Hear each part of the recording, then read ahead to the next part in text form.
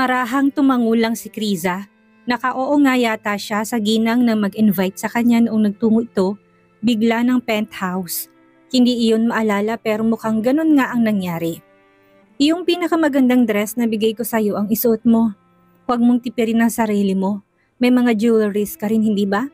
Ipakita mo sa kanila kung paano mag-alaga ang isang Nick Bentacourt.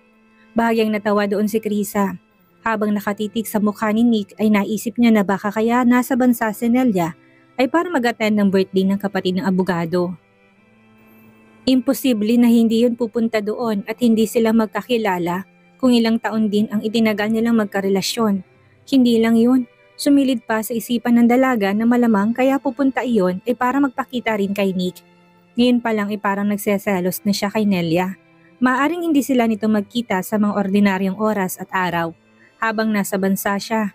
Ngunit sa mga okasyong tulad ng mga birthday party, hindi maiwasang magkita ang dating magkasintahan na kagaya nilang dalawa. Marapat lang na ihanda niya ang sarili dito. Hindi na dapat pa siyang magulat in case na masaksihan niya ang mga sandaling magkaharap nga sila. Anong iniisip mo? Bakit ganyan ka kung makatingin sa akin? May nasabi ba akong mali, Kriz? Mabilis na umiling si Kriza. Oo, parang may humihila sa kanyang huwag pumunta pero hindi pwede. Sasama siya doon. Magpapakita upang malaman ng babaeng yon na ang lalaki ninsang minahal niya ay naka-move on na. Hindi na siyang gusto at nakahanap na ng babaeng ipinalit sa pwesto niya. Wala. Anong wala? Parang may ibang laman ang mga paninitig mo sa akin eh. Humigpit pang yakap ni Kriza kay Nick na siniksik pang mukha sa leeg ng abogado. Sa mga sandaling yon ay gusto niyang namnamin kung gaano siya kahalaga sa binata. Ginantihan naman yun ni Nick. Ipinaramdam niya ang init ng kanyang pagpapahalaga sa dalaga. Nakayakap niya ng oras na ito. Iniisip ko lang kung babagay ba ang ganda ko bukas sa'yo dahil alam kong poporma ka ng bongga. Mahinang natawa si Nick. Hinigpitan na rin ang yakap sa katawan ni Kriza. Ilang beses niyang hinalikan ang pisngi nito na ilang sandali pa ay dumako na sa nakanguso nitong labi. Oo naman, bagay na bagay ang ganda mo sa gandang lalaki ko. Tingnan mo bukas, marami ang titingin sa ating pareho at magsasabi na bagay tayo sa bawat isa. Asahan na rin natin ang inggit ng mga mata. Namula ng mukha ni Kriza, humigpit pang yakap sa katawan ni Nick habang natatawa upang itago ng kilig niya. Hindi yun buong kilig, kabado rin kasi siya sa maaring mangyari bukas sa party. Kinabukasan, araw ng kaarawan ni Nati, ay maaga silang naghanda. Maaring yun na rin ang huling birthday nito kasamang kanyang pamilya at bilang isang Bentacourt kung kaya naman bongga ang pagdiriwang noon. Mahal na mahal siya ng kanyang buong pamilya kung kaya naman doon sa mansyon nila ginanap ang handaan na maraming mga bigatin ang invited bilang pagpapakita sa kanya na suporta. Ang malawak na loob ng Bentacourt residence ay nababalot ng iba't ibang dekorasyong kahanga-hanga at talagang pinaghandaan nila. May kasama pa nga yung live bands, buffet na masasarap na mga pagkain at mga celebrity na siyang pangunahing panauhin. Ang ganda din ni Natalia Bentacourt ng gabing iyon ay kapuri-puri na umaabot hanggang sa langit. Pinaghandaan din ng sobra yun ni Nati. Pumili si Kriza ng white silk dress. Off-shoulder and design nito, sa harap at parang bintanang bukas naman ng likod na may tali lang ang ilang straps upang kumapit sa kanyang balikat. It dotted with a circle of rice-sized pearls. Napakaganda na lapat nito sa katawan ni Kriza na lalo pang nakapagpalabas ng pagiging maganda at sobrang sexy. Manipis lang ang suot na makeup sa mukha na bumagay sa kanyang suot na damit. Wala ka na bang ibang damit bukod dyan? Ang sabi ko mamili ka ng isa sa mga binigay ko, hindi ba? Problemado at puno ng pagtutol ni Nick na makitang bandang likod ng suot niyang damit. Bakit? Hindi ba maganda? Ayos naman na. Ikot pa ni Kriza upang ipakita sa abogadong kurba. Nakaupo lang ito sa sofa at hinihintay siyang matapos sa kanyang paghahanda. Maganda kaso sobrang exposed naman ang likod mo. Baka mamaya magkasakit ka pa sa baga. Mahinang natawa si Kriza. Hindi siya kumbinsido na yun na nga ang dahilan ng binata. Nakikita niya pa rin ang disapproval sa kanyang mga mata. Kahit na sinabi niyang dahilan kung bakit yun ang gusto niya. Ayos lang, nakalugay naman ang buhok ko kaya hindi gaanong kita ang likod ko. Saka itong uso ngayon, just be proud of me, Nick. Pagbigyan mo na ako ngayon. Saka birthday naman to ni Nati. Umiling pa rin si Nick, ngunit wala siyang nagawa ng igiit ni Kriza na mas comfortable siya sa damit. Pagbigyan mo na ako, Lambing pa ng dalaga sa kanya. Gusto ko lang namang maging maganda ngayong gabi. Saka para kay Nati naman to hindi para sa ibang tao. Lingid sa kaalaman ni Nick na sinadya ni Krisa dahil sure ang dalaga na makikita niya doon ang dating nobya ng binata. Siyempre ayaw naman niya maging pangit, lalo na kung pagkukumparahin sila. Gusto niyang kahit paano ay magkaroon naman siya ng laban dito. Yun ang isa rin sa hinahabol niya. Hay nako, kung hindi lang kita humakbang na palapit at dumukwang na sa mukha ni Nick si Krisa habang nakahawak sa dalawang hita ng binata na prenting nakaupo pa rin sa sofa. Inabot na ng dalagang labi ni Nick para patahimikin. Tara na, Attorney Bentacourt. Hindi pa ba tayo aalis? Malilate na tayo. Sumunod ang mga mata ni Nick sa dalagang naunang humakbang patungo ng main door. Wala siyang nagawa kung hindi ang kagatin ng labi habang tumatayo upang sumunod na rito. Sa itsura ni Krisa ngayon na sobrang seductive. Parang gusto na lang niya na magpaliit para hindi agaw eksena ang entrance nila. Subalit si Nati naman ang magtatampo at sigurado magagalit oras na gawin nila iyon. Alam ko mga tingin mong yan, nanunukso ang tinig ni Krisa habang lula ng sasakyan. Bothered ka pa rin ba sa suot kong dress?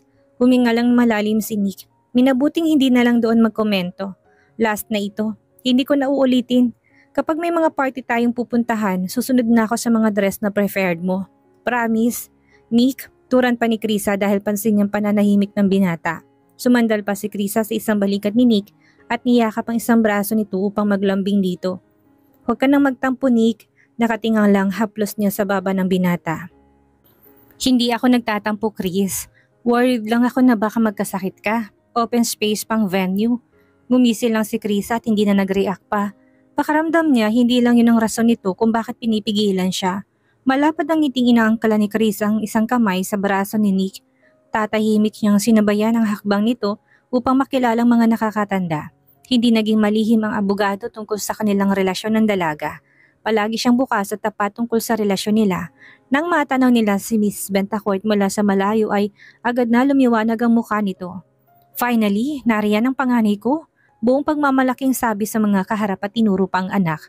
Napalingon naman ang grupo nila sa kanilang banda. Agad silang napahanga sa mukha ng nobya ni Nick nang makita nila ito habang kasama naglilibot ng binata. Oh, ang ganda-ganda naman ng girlfriend niya. Oo nga, kailan ba sila magpapakasal? Kailan mo matatawag na manugang mo ng babae? Naku, ang mga ganyang itsura hindi na dapat pang pinapatagal. Dapat tinatalin na kaagad. Hindi ko rin alam, nasa kanila naman ang desisyon. Bata pang babae pero ipinanganak siya sa Year of the Rabbit. Kwento ng ginang na nabanggit na rin sa kanila ang tungkol sa sinabi ng manghuhula. Ayoko manghimasok sa relasyon nila. Siguro mga 2 taon pa yun mula ngayon. Sinabi lang yun ng ginang pero sa loob-loob niya gusto niya na talagang lumagay sa tahimik ang dalawa at magsimula ng bumuo ng sarili nilang pamilya. Natutulog naman na sila sa iisang kama. Bakit hindi pa nila gawing legal yun at magkaroon ng basbas? Paano kung biglang mabuntis siya? Sa bagay, hindi naman niya yun problema. Kilala naman niya ang anak na responsable sa lahat ng bagay. Sa magiging supling pa kaya, hindi. Hindi niya dapat yun pinoproblema dahil alam niyang pananagutan to ni Nick. Ang tagal naman noon, paano sila makakarami na supling niyan? Oo nga, dapat nagsisimula na silang bigyan kanila ng maraming apo. Doon din naman sila patungo. Hindi ko naman sila pwedeng pangunahan at baka mausog. Hayaan ko na lang kung anong kanilang diskarte. Basta masaya ako na kagaya niya ang girlfriend itong si Nick ko. Pinagkibit-balikat lang yun ng mga kaharap ng ginang. Nag-excuse na rin doon ng ilan nang may nakita silang mga kakilala sa party na gusto nilang batiin at kamustahin. One of these days, sisiguraduhin kong mababanggit kay Nick ang tungkol sa magiging kasal nila. Sa kabilang banda ay hindi humiwalay si Krisa kay Nick kahit na masakit ng mga paa niya. Nakabuntot siya dito kung saan man ito pumunta. At dahil hindi naman siya sanay sa palaging ganon, naramdaman niyang masakit ng kanyang mga paa. Ito ang naging dahilan niya upang magsabi kay Nick na magpapahinga na muna siya sandali at mamaya na lang ulit makikisalamuha sa kanilang marami pang bisita. Sure ka? Dito ka lang sa labas? Ayaw mo pumasok sa loob at doon ka magpahinga? May pag-aalinlangan sa mga mata ni Nick. Nag-aalala siya doon, iwanan ng dalagat baka maboard ito. Hindi na Nick, dito na lang. Balikan mo na lang ako dito maya-maya. O sige, send me a message kung sakaling aalis ka sa spot na to at baka hindi kita makita. Masuyong hinalikan ni Nick ang labi niya bago siya nito tuluyang iniwan. Nasa gilid siya ng garden. Hindi naman madilim ang dakong yun ng venue, ngunit ilan lang ang nagtatambay ng mga bisita doong banda. Napaangat ng mga mata ni Krisa nang makitang may anino sa harapan niya. Busy siya sa kanyang mga paa, kaya naman hindi niya na ito nilingon pa dahil buong akala niya bumalik dito si Nick. Alex? Ngumisi lang ang lalaki na kung umasta ay parang magkaibigan sila. Mukhang mas maganda ng kalagayan niya ngayon kaysa sa mga nakaraang nakita niya ito na problemado. Naisip ni Krisa na marahil ay nalutas ng krisis ng kanyang pamilya. Kaya mukhang ayos na ang lalaki. Isa pa birthday ngayon ni Nati at gusto niyang mag-attend dito. Pagkatapos nito hindi na siya makikipag-ugnayan pa sa kanila. Pwede na rin niyang idedma ang presensya nitong si Alex na panay pa rin ang lapit sa kanya. Masaya ka ba? Hindi siya pinansin ni Krisa na muli ibinaling ang mga mata sa paang masakit. Masaya ka na niya na dinala ka ni Nick sa ganitong event? I was invited, Alex. Pagtatama na dito na bahagyang inirapan pang lalaki. Iba ang invited sa napilitang bitbitin lang dito. Sana gets mo pagkakaiba ng dalawang iyon. Ibig sabihin may parte na rin ako sa pamilya nila dahil mismong mami nila nag-invite sa akin at si Nati din mismo. Happy? Nangaasar na tumawa lang si Alex. Ayaw niyang paniwala ng sinabi ng dating kasintahan. Sa tingin mo, pakakasalan ka talaga niya? Huwag kang masyadong umasa. Masasaktan ka lang. Bakit ba pati yun pinoproblema mo? Namayawag na si Krisa at hinarap si Alex. Hindi niya maintindihan kung bakit lagi siya nitong nilalapitan para lang sirain ang mood. Kung pakasalan niya man ako hindi, ako nang may mali at ako nang bahalang mag-isip kung bakit. Bakit ba iniisip mo pa yon? Ang dami mo namang oras. Akala ko pa naman nagbago na talaga ang thinking mo. Hindi pa pala. Hindi siya pinakinggan ni Alex na nagpatuloy pa rin sa kanyang mga sasabihin. Ni hindi ka nga niya pinapakilala sa ama nila. Ipinakilala ka na ba? Hindi pa, hindi ba? Napupunong napairap na si Krisa. Tinignan niya ng masama si Alex matapos na humalo kip-kip. Ano bang gusto mong sabihin sa akin? Ang dami mo pang paligoy-ligoy. Nandito ka lang ba para manginis at manira ng gabi? Pwes, nagkakamali ka. Hindi mo masisirang gabi ko kahit na anong sabihin mo. Gumising muli si Alex. May malit na apoy sa kanyang mga mata. May bakas ng sarkasmo sa labi niya habang mariing nakatingin kay Krisa. Tinatantya pang mga susunod na sasabihin niya. Alam mo, dati pa na ayaw ni Nick magpatali sa kasal, hindi ba? Gusto mong malaman kung bakit ayaw niya? Alam kong dahilan, Krisa. Sasabihin ko na ba? Tinagilid pa ng lalaki ang kanyang ulo na animoy hinahamon siya nitong mag-oo. Nakahanda na ba ang puso mong marinig ang buong katotohanan, ha? Habang nagsasalita, si Nick ay nabaling ng paningin ni Krisa sa hindi kalayuan ng kanilang banda. Alam ko, tugon ng dalaga gamit ang nangihinang tinig. Hindi pa rin maalis ni Krisa ang kanyang mga mata kung saan yun nakatuon ngayon. Natitigilan na sinundan naman ni Alex ang mga mata ni Krisa kung saan yun nakadapo. Nasa entrance yun ng garden ng mga benta court. Ilang hakbang lang ang layo sa kanilang kinaroroonan ngunit hindi nila marinig ang boses ng mga taong naroon na may ilang dipang distansya sa kanila. Malinaw na nakita ng mga mata ni Krisa ang payat at matangkad na katawan ng isang babae. Naka-side view ito kung kaya naman hindi niya gaanong mamukaan. Nakasuot ito ng kulay pulang floor-length dress na parang nagbabaga sa kulay nitong pula. Sa harapan ng babae parang posting ni statue ang bulto ni Nick. Magkahina ang kanilang mga mata na tila nag-uusap na kahit sino'y makakapagsabing kilala nila ang bawat isa. Parang biglang may dumagan sa dibdib ni Krisa nang makitang tanawin yon. Pati niyang si Nelia ang babaeng yon. Sa paraan pa lang ng pagtitig ni Nick sa kanya kahit na malayo ay alam niya. Naramdaman niyang pamamasa ng bawat sulok ng mga mata. Hindi siya pwedeng umiyak. Bukod sa hindi yun pwedeng makita ni Alex, walang dahilan upang magsayang siya ng luha kahit na isang butil. Hindi ka naman siguro bulag para hindi mo makitang dahilan kung bakit hindi ka pakakasalan ni Nick. Sulsul pa ni Alex. Napaiwas na ng mga mata ng dalaga sa kanila. Pinilit niyang ipakita kay Alex na hindi pa rin nawala ang postura. Bakit naman ako matatakot? Nakaraan na siya. Ako ng present. As long as alam ko kung gaano ako kahalaga sa kanya, wala akong dapat ikatakot. Kagaya na lang ng gusto mong maramdaman ko. Nabalot na katahimikan ng buong paligid. Yung tipong parang biglang nabingi si Krisa na para bang walang anumang ingay sa buo nilang paligid. Hindi niya inalis sa mga mata sa pagkakatitig sa dalawang bulto ng katawan na hindi kalayuan. Sa kaloob-looban niya gusto na niyang umiyak. Nakikita niya kasi kung paano tingnan ni Nick ang dati niyang kasintahan. Bagamat puno ng komplikasyon ng mga mata ng binata. Magkahalong sakit at gulat. Batid niyang meron pa rin itong pagtingin sa dating nobya. Meron pa rin itong nararamdaman para sa babae. Natatabunan lang yun ng galit niya. Alam ni Krisa ng galit ikabaliktaran ng pag-ibig pero hindi niya pa rin yun pwedeng ipagdiwang at ipagpalagay ng kalooban. Sa kanyang nakikita, isa lang ang natuklasan niya, hindi pa ni Nick nagagawang kalimutan si Nelia. May halik pa rin ng pag-ibig sa mga mata nito habang nakatingin. Anong pakiramdam na makita mo silang ganyan ngayon, Krisa? Masakit ba? Para bang sinasakal ka ng sarili mong hininga? Tanong ni Alex na may himig ng pang-aasar. Hindi pa yan yun, may iba pa. Sinuklian lang ni Krisa yun ng isang matingkad na ngiti.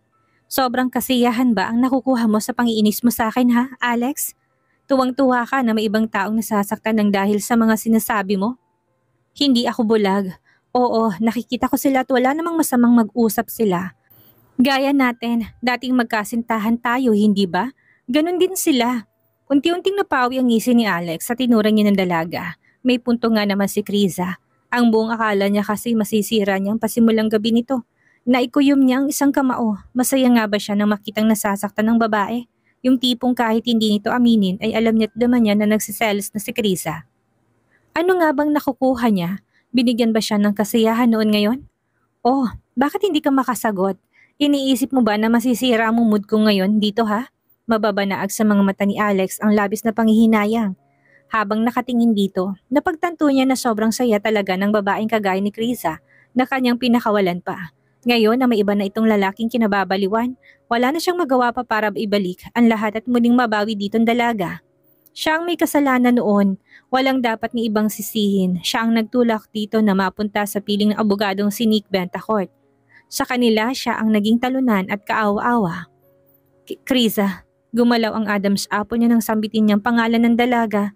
Marami siyang nais na sabihin ngunit hindi niya magawang isatinig yon. Parang maraming humahadlang sa sasabihin niya. Alam mo, Krisa, bakit hindi na lang tayo ulit? Huwag ka na magpakatanga sa kanya.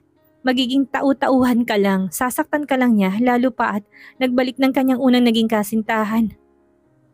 Mula sa bulto ni Nick ay masama ang naging tingin inilipat ni Chris ang mga mata niya kay Alex. Ulul ba to? Nagpapatawa? Kung makapag-offer sa kanya, akala mo hindi siya nito sobrang sinaktan. Pwede tayong magsimula ulit. Sabihin mo lang sa akin, kaya kong isuko lahat para sa'yo. Hindi ko na uulitin kung ano man ang ginawa ko noon sa'yo. Bigyan mo lang ako ng isa pang pagkakataon. Tinasa na siya ni Krisa na isang kilay. Hindi siya makapaniwalang heto na naman ang gunggong. Kung ano-ano na naman ang pinagsasabi sa kanya. Paano kaya naisip ni Alex na maaari silang magsimulang muli? Sinaktan siya nito ng marahas tapos akala niya sa isang sorry lang ay magiging okay ng lahat? Ano siya, hibang? Nakakatawa naman siya. Bahagyang namula ng mga mata ni Krisa at nanginig ng labi. Tinitigan niya si Alex gamit ang nalilisik niyang mga mata na puno pang dibdib niya ng pagkasuklam. Ilang beses siyang napailing. Huwag mo nga akong patawanin. Naririnig mo ba ang sarili mo ha? Diyos ko naman Alex, sobrang tagal ng tinapos mong relasyon natin. Ilang beses ko rin bang sasabihin sa'yo na wala na. Tapos na. Sa sandaling ito, narinig nilang tinawag ni Nati ang kanilang pangalang dalawa. Alex, Krisa, narito lang pala kayo. Kung nagulantang si Alex at Krisa sa boses ni Nati, naalarma din ng malakas na boses ni Nati sila Nelia at Nick. Nasabay na napatingin kung saan nanggaling ang boses ng birthday lady. Una na nakita ng abogado ay si Alex na prenteng nakaharap kay Krisa. Parang sinapak ang dibdib niya ng tanawing iyon. Mula sa kanyang kinaroroonan na hindi nakaligtas ang namumulang mga mata ng dalaga. Habang puno naman ng kalungkutan ng mga mata ni Alex na nakatingin kay Krisa. Halatang hindi niya nakayang maitago pang tunay na nilalaman ng kanyang puso. Bahagyang pinasingkit ni Nick ang mga mata. Halatang hindi nasisihan ng binata sa kanyang nakikita. Itinaas ni Nelly ang kanyang maladamong dagat na itim na mga mata. Sinundan kung nasa ng direksyon ng mga mata ng dating nobyo. Tumigil ang mga mata niya sa bulto ni Krisa. Maya-maya pinagtanong na siya sa medyo nanunuksong tono pero deep inside ay medyo naninibago at nasasaktan ng kalooban niya. Sino yon? Girlfriend mo? Hindi yun ikinaila ni Nick kahit na hindi niya sinagot ang tanong ng dati niyang nobya. Nanatili ang kanyang mga mata sa pwesto ni Krisa, humakbang naman palapit kay Nick Senelia. Suot pa rin ito ang nanunuksong mga mata kung saan nakatagong namumuong selos at sakit. Lumapit ito sa tenga ni Nick upang bumulong. Ikaw ha, ilang taon pa naman ako nag-alala sa'yo na dahil sobrang nasaktan kita, ay magiging mailab ka na sa mga babae. Mabuti naman at hindi ka na trauma. Masaya ako natuto kang muling magmahal ng ibang babae.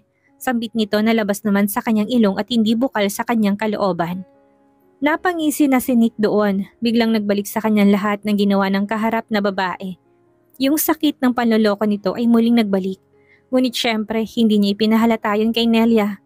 Anong akala ni Nelia, siya lang ang may kakayahang humanap ng iba? Kung kaya ng babae, malamang ay kaya niya rin. Gusto niyang maramdaman nito na okay na siya, naka-move on na rin siya sa kanyang kagaya niya. Oo naman, hindi mo na kailangang isipin pa ako, Nelia. Ayos na ako. Okay na ako. Masaya na ako. Let's say, naka-move on na ako sa anumang sakit na idinulot mo noon sa akin. Nagawa na kitang palitan eh. Muling ibinalik ni Nelly ang mga mata niya sa banda ni Nakeza matapos nitong umayos ng tindig. Medyo sinampal siya sa naging huling pangungusap ni Nick. Sa tama ng papalubog na sinag ng araw, ang pinong katangian at matingkad ng ngiting nakapinta sa pula niyang labi ay kapansin-pansin. Kaya naramdaman ni Nick na parang hindi nagbago si Nelia na kagaya sa mga nakaraang taon. Kung siya ang magkukumpara ngayon sa babaeng kanyang palaging kaulayaw sa kama, ibang-iba ito. Mula sa personalidad ni Krisa hanggang sa postura, napaka-homely ni Krisa at mahilig na magluto. May matatag din na personalidad at madaling suyuin, hindi mahirap itong kausap. Siyempre, mahilig din siyang magbihis ng mga revealing na damit, kagaya na lang na kanyang iginit na isusuot na damit ngayon. Damn si Krisa.